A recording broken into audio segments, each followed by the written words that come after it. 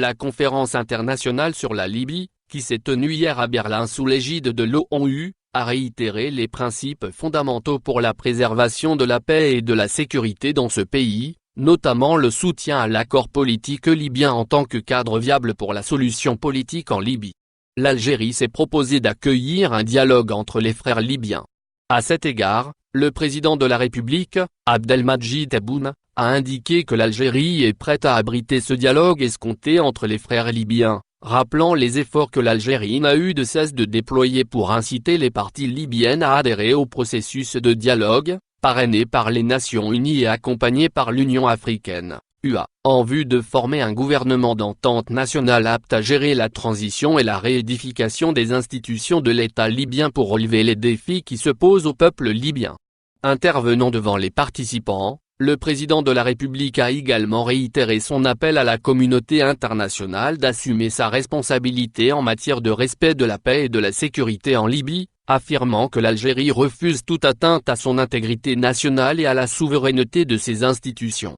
Nous sommes appelés à arrêter une feuille de route aux contours clairs, qui soit contraignante pour les parties, visant à stabiliser la trêve, à stopper l'approvisionnement des parties en armes afin d'éloigner le spectre de la guerre de toute la région, a indiqué Tebboune, appelant à encourager les parties libyennes à s'asseoir autour de la table pour résoudre la crise par le dialogue et les voies pacifiques et éviter ainsi des dérapages aux conséquences désastreuses. Après avoir souligné que la région a besoin d'une stabilité fondée sur la sécurité commune, il a réitéré l'attachement de l'Algérie au maintien de la région loin des ingérences étrangères. La sécurité de la Libye est le prolongement de notre propre sécurité et le meilleur moyen de préserver notre sécurité régionale reste la coopération et l'entraide avec nos voisins pour faire face au terrorisme et à l'extrémisme, a-t-il poursuivi. L'accord politique libyen, cadre viable pour la solution. Lors de cette conférence, les dirigeants de pays participants ont réitéré leur soutien à l'accord politique libyen en tant que cadre viable pour la solution politique en Libye, indique le document final de la conférence.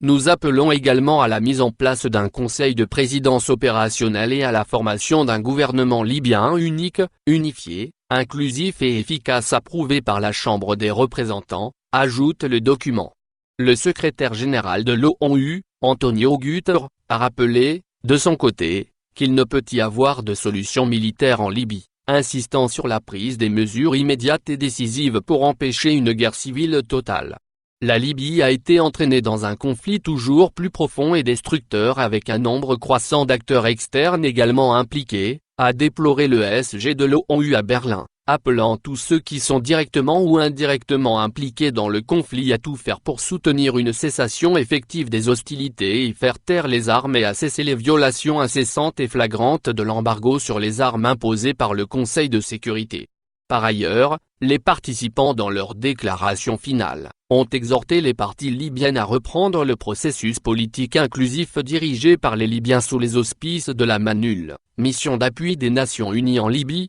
en s'y engageant de manière constructive, ouvrant ainsi la voie à la fin de période de transition, des élections parlementaires et présidentielles libres, équitables, inclusives et crédibles, soulignant le rôle important des pays voisins dans le processus de stabilisation libyen. Les conférenciers ont, toutefois, appelé à la fin de tous les mouvements militaires en faveur des parties au conflit, ou en soutien direct à celles-ci, sur tout le territoire de la Libye et à partir du début du processus du cessez-le-feu, indique le document.